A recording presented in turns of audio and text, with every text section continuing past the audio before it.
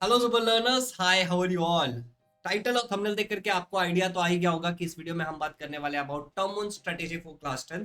अगर आप क्लास 9 से और अगर आप इस वीडियो को खोल रहे हो तो भी कोई दिक्कत नहीं है, या फिर क्लास 8 या किसी और क्लास से हो तो, क्योंकि आपको यहाँ से एक अप्रोच मिल जाएगा जिसको आप लेकर के जा सकते हो। वीडियो को छोटा रखने की कोशिश करेंगे। वीडियो में 3 पॉइंट्स के बारे में डिस्कस करेंगे। सबसे पहले आपको स्क्रीन पे दिख रहा होगा कि मस्ट डू, कि क्या क्या करना चाहिए अगर आप प्रिपेयर कर रहे हो for your exam of term 1। और दूसरे हिस्से में बात करेंगे एक strategy, depends upon the day कि कितना डे आपके पास है, आप उस स्ट्रेटेजी को डिपेंडिंग अपॉन कितना आपने कवर कर लिया है, ठीक है, डिपेंडिंग अपॉन किस पॉइंट पे हो आप अपने प्रिपरेशन के, आप उस स्ट्रेटेजी को अपने हिसाब से चेंज कर सकते हो। तो काफी डायनेमिक से स्ट्रेटेजी के बारे में बात करेंगे, सिंपल टू गो। एंड साथ ही साथ तीसरे हिस्से में बात करेंगे मस्ट अवॉइड, जो कि बहुत जरूरी है। इसी वीडियो में मैं आपको दो और चीजों के बारे में बताऊंगा, recently launched course by me and साथ ही साथ मेरा पर्सनल मेंटरशिप प्रोग्राम के बारे में और उसके बेनिफिट्स के बारे में। चलिए आ जाते हैं। सबसे पहले बात कर लेते हैं मस्ट डू, कि जनाब अगर आप अभी कक्षा 10वीं या कक्षा 9वीं में हो, ठीक है, 11th या 12th में भी आप हो सकते हो, और आपका अगर टर्म 1 एग्जाम है जो कि 6 महीने पे ऑलमोस्ट होता है, और आपका जो भी प्रिपरेशन का लेवल है, तो ऐसी कौन सी चीजें जो आपको बिल्कुल करनी चाहिए। तो मुझे ऐसा लगता है कि आपका जो भी एग्जाम होने वाला है उस एग्जाम में आपको आंसर ही लिखना है ना। सही कह रहा हूँ गलत कह रहा हूँ? कि आपका जो भी एग्जाम है उसमें आपको जाकर के आंसर लिखना है, तो आंसर राइटिंग की जो प्रैक्टिस है उस चीज को शुरू कर दो।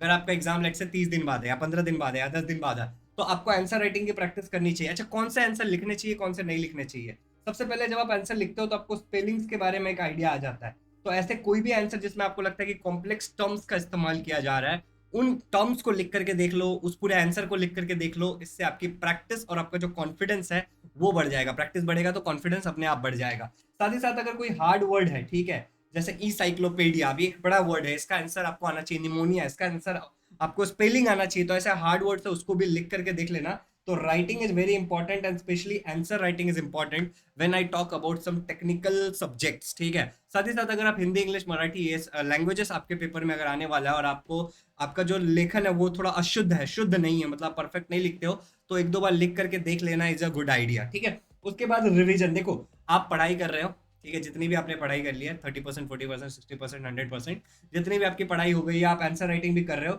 लेकिन टाइम टू टाइम अगर आप रिवीजन नहीं कर रहे हो तो आपका नुकसान है, ठीक है। आपको चीजों को बार बार रिपीट करना है, क्योंकि जितना ज्यादा मैक्सिमम इन्फॉर्मेशन आप एग्जाम में लेकर के जाओगे और अगर उसमें से क्वेश्चन पूछा जाता है तो आप बहुत ज्यादा चांसेस है कि अच्छे नंबर लेकर के आ जाओ, ठीक है। अब देखो, एक बात याद रखना, आंसर राइटिंग और रिवीजन में कंफ्यूज मत होना। आंसर राइटिंग इज समथिंग, ठीक है, जो आप प्रैक्टिस करके देख रहे हो, तो आपको हर एक आंसर को लिखते नहीं बैठना, नहीं तो इतना टाइम नहीं है अपने पास। तो कुछ कुछ आंसर्स को लिखेंगे, बाकी चीजों को हमको जो लगता है कि हाँ इसको तो ऐसे भी हटाया जा सकता है उसको हटाओ, ठीक है। और जो आपको लगता है कि इसको लिखा जा सकता है उसको लिखो। That is called smart approach, smart study, ठीक है। और जो रिवीजन की बात अगर मैं करूँ तो रिवीजन आपको हर एक चीज का करना है। जो भी आपको लग रहा है कि ये बहुत ज्यादा इंपॉर्टेंट है उन चीज का तो कंफर्म ही कर लेना। और जो आपको लगता है कि बहुत कम इंपॉर्टेंट, अगर टाइम मिलता है तो उसका करो, और अगर आप अवॉइड कर सकते हो तो उसको अवॉइड भी कर देना, ठीक। फिर देखो, अगर कोई भी टेस्ट होता है, ठीक है, आई नो कि टेस्ट में 1 घंटा बैठना पड़ता है, लेकिन आपने अगर अपना प्रिपेयर कर लिया, और लेट से कि मैं आपको कह रहा हूँ कि आपके लेट से कि आपका जो अभी एग्जाम होने वाला है उसमें gravitation, heredity and evolution, effects of electric current, ऐसे कुछ चैप्टर्स आने वाले हैं, और उससे रिलेटेड मैंने कोई टेस्ट पेपर दे दिया, या फिर मैंने अनाउंस किया कि बच्चों एक टेस्ट लेने वाला हूँ, आपको मैं पेपर दूंगा, आपको देना है, या फिर आपके ट्यूशन वाले टीचर बोल देते हैं या फिर स्कूल वाले बोल देते हैं, तो उस टेस्ट को अवॉइड मत करो, उस टेस्ट में बैठो, क्योंकि इनडायरेक्टली आपका क्या हो जाएगा, वहाँ की प्रैक्टिस हो जाएगी। जो आपका एग्जाम होने वाला है, आंसर राइटिंग आप करोगे और आपकी थोड़ी प्रैक्टिस हो जाएगी, तो टेस्ट को अवॉइड मत करना। दूसरी बात ये है, ये मस्ट डू है टेस्ट। साथ ही साथ केयर ऑफ हेल्थ अपने, देखो अब सब ठीक रहा, आपने बहुत अच्छे से पढ़ाई लिखाई सब कुछ कर ली, लेकिन आप जा करके बीमार हो जाते हो एग्जाम के टाइम में, तो नुकसान है ना भैया। तो अपने हेल्थ की केयर करो। और दूसरी बात, स्लिप को करो ही करो, अपने स्लिप को पूरा करो। कितना सोना चाहिए? मिनिमम 6 आवर्स, ठीक है, मैक्सिमम 8 घंटे, इससे ज्यादा मत सोना। तो 6 से 8 घंटे के बीच में कहीं भी वैरी कर सकते हो, 2 घंटे का विंडो है, ठीक है। अपने स्लिप को पूरा करो, कोशिश करो कि उठने का और सोने का टाइम फिक्स रखो। क्या होता है ना कि दिन भर हम फुल मस्ती करते हैं और रात को पढ़ाई करने के लिए सीरियसनेस आता है, जैसे कल का सुबह होने ही वाला नहीं है, ठीक है, तो उसमें स्लिप कॉम्प्रोमाइज हो जाता है। तो ये वाली चीज बंद कर दो, अब एग्जाम नजदीक है, ठीक है। तो ये कुछ मस्ट डू चीजों के बारे में हो गया। अब हम इस वीडियो में आगे बढ़ते हैं और अब हम बात करेंगे अबाउट द स्ट्रेटेजी। मगर उससे पहले लर्नर्स, एक छोटी सी बात मैं आप लोगों को बताना चाहता हूँ कि हमारा एक पर्सनल मेंटरशिप प्रोग्राम है। इस प्रोग्राम के बेनिफिट्स कुछ ऐसे हैं, इसमें 2 ऑप्शन है। सबसे पहले, you can join for 1 year, आप 1 ईयर का मेंटरशिप ले सकते हो। दूसरा, आपके पास ऑप्शन है कि आप 6 मंथ का मेंटरशिप प्रोग्राम ज्वाइन कर सकते हो। दोनों के साथ मैं आपको मेरे टाइम मैनेजमेंट के कोर्स को फ्री ऑफ कॉस्ट दे रहा हूँ, ठीक है। अगर आप इन दोनों में से कोई भी प्लान परचेस करते हो तो मैं आपको ये टाइम मैनेजमेंट का कोर्स एक minimal cost which can be like 9 से 10 रुपीज या फिर फ्री ऑफ कॉस्ट मैं आपको ऑफर करने की कोशिश करूंगा। अब मिनिमल कॉस्ट मैं इसलिए बोल रहा हूँ क्योंकि there is no option to add an student on my website right now, इसलिए आपको मिनिमम एक 9 रुपीज का पेमेंट करके आपको मैं ऑप्शन दे दूंगा कि आप ज्वाइन कर पाओगे, ठीक है। या फिर अगर वो ऑप्शन आ गया तो I offer you that free of cost. आप कोई भी प्लान परचेस कर लो, 1 ईयर का या फिर 6 मंथ का। इसमें बेनिफिट्स क्या है बच्चों, आपके पास मेरा पर्सनल नंबर रहेगा। दूसरा आपके पास बेनिफिट ये है कि आपको डेडिकेटेड स्टडी प्लानर दूंगा मैं बना करके, नॉट लाइक दिस जो इस वीडियो में बना रहे हैं वो बहुत जेनरिक है। इसके अलावा आपको करियर गाइडेंस मिलेगा मेरे एंड से, 1-to-1 डिस्कशन करेंगे आपके प्रॉब्लम पे जब भी आपको जरूरत पड़ेगी। साथ ही साथ आपको इंप्रूवमेंट रिपोर्ट मिलेगा। इंप्रूवमेंट रिपोर्ट क्या होता है मैं आपको समझाता हूँ थोड़ा सा, ठीक है। इस वाले स्क्रीन पे आ जाता हूँ, यहाँ पे थोड़ा सा ऐसे अजीब सा हो रहा होगा। तो इंप्रूवमेंट रिपोर्ट से हमारा मतलब ये है कि देयर इज सम ऑप्शंस कि आप मुझे बताओगे कि ये चीजें हैं, मुझे इसमें इंप्रूव करना है। I will give you a form, उस फॉर्म में आप डेली फीड करोगे and based on your response we can make a report, ठीक है। तो दैट इज इंप्रूवमेंट रिपोर्ट जो आपको मिलेगा। इसके अलावा you will also get many more things जो मैं आपको यहाँ पे प्रॉमिस तो नहीं कर सकता, मगर आपको जिस भी तरीके की जरूरत होगी नॉन एकेडमिक मैं आपको पूरी तरीके से हेल्प करने की कोशिश करूंगा इस मेंटरशिप प्रोग्राम में।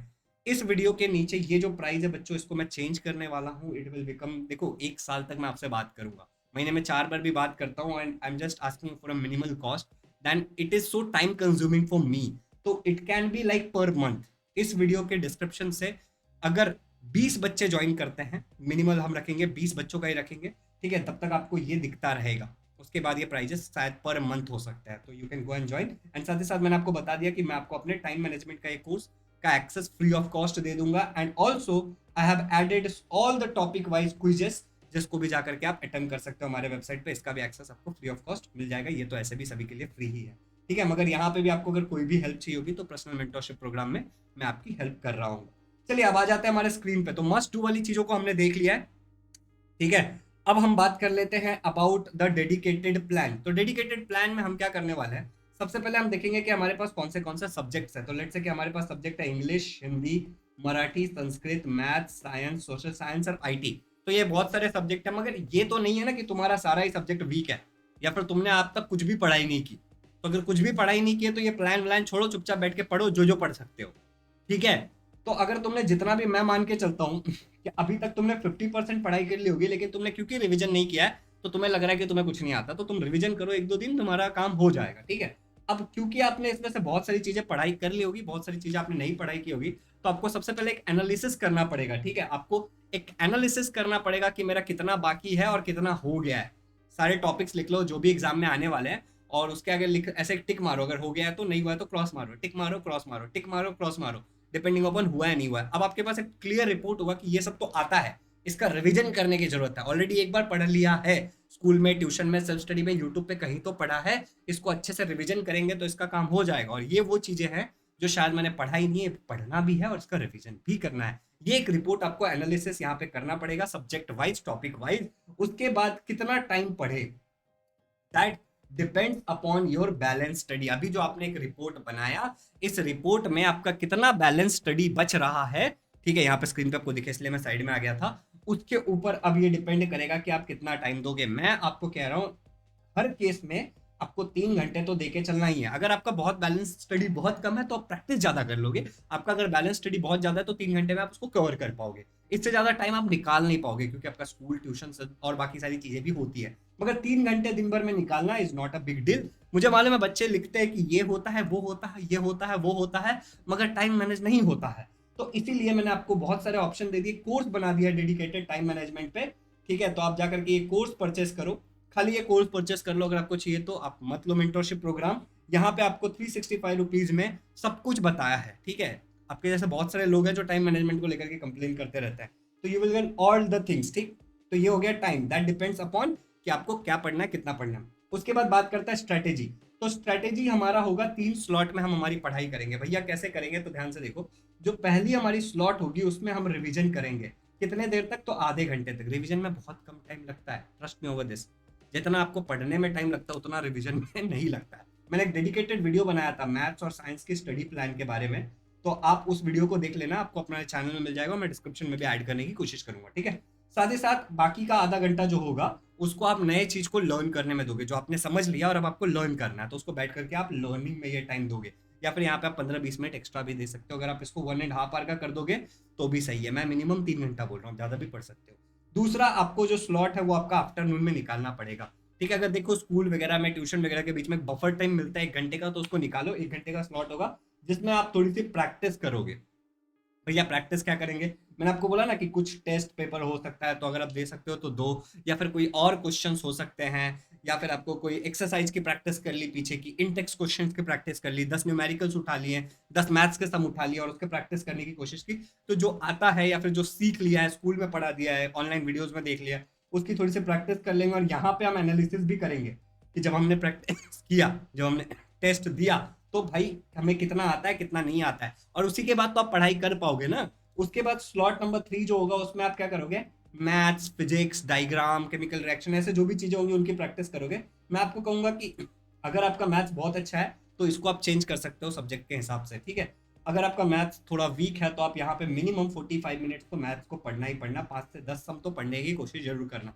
अब देखो यहाँ पे मैंने खाली एक जगह मैथ्स लिखा है, बाकी मैंने कहीं पे भी कोई सब्जेक्ट का मेंशन नहीं किया, क्योंकि मैं मान के चलता हूँ कि आप प्रैक्टिस में ही अपनी पढ़ाई को कर लोगे, ठीक है, और एनालिसिस कर लोगे कि किस चीज का आपको रिवीजन करना ही है, किस चीज का नहीं भी करोगे तो भी काम चल जाएगा। और यहाँ पे उस हिसाब से रिवीजन को रखोगे, और यहाँ पे आप लर्न भी करते चलोगे जो जो आपको पता चल रहा है एनालिसिस के बाद, कि ये हो गया पढ़ के, ये नहीं हुआ है पढ़ के, ये हो गया। अब अगर मैं यहाँ पे सब्जेक्ट वाइज लिख देता हूँ तो बहुत सारे बच्चों को मन नहीं हो पाएगा, तो इसको जेनरिक रखते हैं। सिंपली समझ लो 3 स्लॉट है और अब आपको आपकी पढ़ाई को प्लान करना है, ठीक है। अब बात करते हैं एक्स्ट्रा स्लॉट्स के बारे में, ठीक है। तो जो एक्स्ट्रा स्लॉट्स होगा वो आप कब निकालोगे, हॉलीडेज में।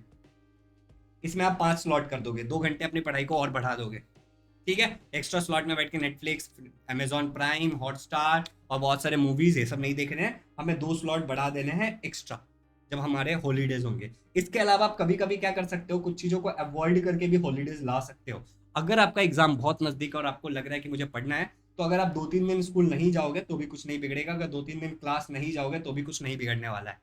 तो अगर आपको लगता है कि पढ़ाई ज़्यादा और मुझे करना है, तो आप एक्स्ट्रा स्लॉट क्रिएट कर सकते हो एक अल्टरनेट डे स्कूल जा करके, ठीक है। थोड़े से ट्यूशंस को अगर अवॉइड हो सकता है तो अवॉइड करके, ठीक है, ऐसी चीज़ों को करके आप एक्स्ट्रा स्लॉट्स बना सकते हो। तीसरे वाले पॉइंट की बात करते हैं कि मस्ट अवॉइड, ऐसी कौन सी चीज़ें हैं जो आपको बिल्कुल अवॉइड करनी चाहिए। तो मैं कहता हूँ लॉन्ग सेशंस, लंबे लंबे सेशंस पढ़ाई के आपको बिल्कुल अवॉइड करने चाहिए। भैया क्यों, क्योंकि जब आप लगातार पढ़ते हो तो कई बार ऐसा होता है कि आप थक जाते हो और आपको आगे पढ़ने का मन नहीं करता। इसीलिए मैंने आपको बोला 1-1 घंटे का सेशन, सुबह दोपहर शाम, ठीक है। तो लॉन्ग सेशंस को बिल्कुल अवॉइड करना। अगर आप 1 घंटे बैठ के पढ़ाई कर रहे हो लगातार, तो प्लीज 10 मिनट का ब्रेक लेना, उसके बाद ही फिर अगला 1 घंटा पढ़ना। मैंने मिनिमल आपको 3 घंटा बोला है, ठीक है। मूवीज और वेब सीरीज को इस टाइम में बिल्कुल अवॉइड कर दो। कितनी भी अच्छी वेब सीरीज आ गई है, कितनी भी अच्छी ब्रह्मास्त्र, अग्निअस्त्र, जो भी मूवी आ गई है उसको अवॉइड करो, इट इज वेरी रिक्वायर्ड। इसके अलावा एक्स्ट्रा करिकुलर एक्टिविटीज जो आपके होता है, आप में से कई सारे लोग ऐसे होते हैं जिन्होंने एबैकस का क्लास लगा रखा होता है, वैदिक मैथ्स का क्लास लगा रखा होता है, dance, guitar, cricket, football, volleyball, XYZ। देखो मैं ये नहीं कर रहा एक्स्ट्रा करिकुलर एक्टिविटीज में इन्वॉल्व मत हो, बिल्कुल हो जाओ, मगर अभी तुम्हारा एग्जाम का समय है, हफ्ते भर के लिए अगर उस चीज को बंद कर दोगे तो कोई दुनिया बिगड़ने वाली नहीं है। आप कोडिंग की प्रैक्टिस करते हो, आप कोई एक्स्ट्रा चीज सीख रहे हो, अपने साइड हासिल कर रहे हो, उसको हफ्ते भर के लिए बंद कर दो। अगर एग्जाम नजदीक है तो, एग्जाम जब नजदीक आ गया तो हफ्ते भर पहले उसको बंद कर दो, ठीक है। तो एक्स्ट्रा करिकुलर एक्टिविटीज को भी अवॉइड करने की जरूरत है हमें। इसके अलावा लेट नाइट स्टडी को अवॉइड करना। अब आप में से कई सारे लोग बोलेंगे भैया मैं तो रात को ही पढ़ता हूँ, मैं तो नॉक्टर्नल हूँ, मैं रात वाला प्राणी हूँ, तो रात को यहाँ पे दिन भर टाइम पास करके, ठीक है, रात को अगर पढ़ने बैठते हो तो मत बैठो, ठीक है, सो जाओ। लेकिन आप दिन भर मेहनत कर रहे हो तो आपको रात में बैठने की इतनी कुछ खास आवश्यकता पड़ेगी ही नहीं। यहाँ पे सवाल यह है कि आपको 6 घंटे से लेके 8 घंटे की स्लिप पूरी करनी है, सोने का और उठने का टाइम फिक्स रखना। अब आपको लेट नाइट स्टडी करनी है, करो। आपको चाहिए कि आप 2 बजे रात तक पढ़ना है आपको, तो 2 बजे रात तक पढ़ो, अब 2:30 में सो जाओ और अपने 6-7 घंटे का जो भी स्लॉट है उसको पूरा करो, लेकिन रोज ऐसा करो। समझ रहे हो मेरी बात, कभी 5 बजे उठ गए, कभी 3 बजे तक पढ़ रहे हैं, ये वाली चीज आपका सत्यानाश कर देगा बीइंग अ स्टूडेंट। अगर आप कोई वर्किंग प्रोफेशनल हो तो अलग बात है, अलग चैलेंजेस आपके जीवन में, लेकिन अगर आप एक स्टूडेंट हो जो क्लास 9, 10th, 11th, 12th में है, तो ये सत्यानाश कर देगा आपका, ठीक है। तो लेट नाइट स्टडी से मेरा मतलब क्या है कि सोने और उठने का टाइम फिक्स रखो। अब तुम्हें जितने बजे तक पढ़ना है पढ़ो, जितने बजे उठना है उठो, जब सोना है सो, ठीक है, लेकिन सोने का और उठने का टाइम फिक्स रखो और आप पढ़ाई करो, ठीक है। चलो, जंक फूड की बात अगर मैं करूं तो जंक फूड इसलिए अवॉइड करने के लिए बोल रहा हूं क्योंकि भैया हेल्थ इज वेल्थ, ठीक है, मैंने इसको कई बार आपको बताया है कि एक बार मैं एक हॉस्पिटल में गया था एक मेरे नियर एंड डियर वन को लेकर के, और मैंने वहां पे एक स्टेटमेंट देखा था जिस बात को मैंने बहुत फील किया। The biggest gift you can gift your family is a healthy you. आप जो सबसे बड़ा गिफ्ट अपने फैमिली को दे सकते हो वो एक खुद स्वयं हेल्दी रह करके। तो प्लीज कोशिश करो कि आप जितनी भी चीज जंक फूड को जब भी अवॉइड कर सकते हो, नॉट ओनली ड्यूरिंग एग्जाम, लेकिन उसको अवॉइड करो। तो long session, movie, web series, extra curricular activity, late night study and junk food, इनको अवॉइड करना है। क्या क्या चीजें करनी है ये बात कर ली। क्या हो सकता है कुछ लोगों को ये वाला थोड़ा सा रास नहीं आएगा। यहाँ पे मैं आपको फिर बता रहा हूँ, मैंने डायनेमिक रखा है। स्लॉट 1 में रिवीजन कंपलसरी करना है और याद कंपलसरी करना है नई चीजों को। दिस इज समथिंग कंपलसरी, इसको सुबह ही करना है, इसको उठने के बाद 1 घंटे, ठीक है। उसके बाद जो भी करना है करोगे आप। उसके बाद ये स्लॉट 2 में आपको डायनेमिक है आपकी पढ़ाई वाला, आप 1 घंटे से ज्यादा भी पढ़ सकते हो। इसमें आप नए नए चीजों को सीखोगे, पढ़ोगे। और स्लॉट 3 क्योंकि आप एकदम थक जाओगे, ठीक है, और आपको लगेगा कि आप नहीं पढ़ना है, तो उस टाइम में आप मैथ्स पढ़ सकते हो, फिजिक्स के न्यूमेरिकल, डायग्राम, ऐसी चीजों को कर सकते हो जिसमें आपका मैथ्स में आप थोड़ा ज्यादा इन्वॉल्वमेंट होगा, और बाकी ऐसी चीजें जिसमें आपको थोड़ा मजा आए, ऐसी चीजों को आप स्लॉट 3 में करोगे। और एक्स्ट्रा स्लॉट्स आप हॉलीडेज वगैरह करके क्रिएट करोगे।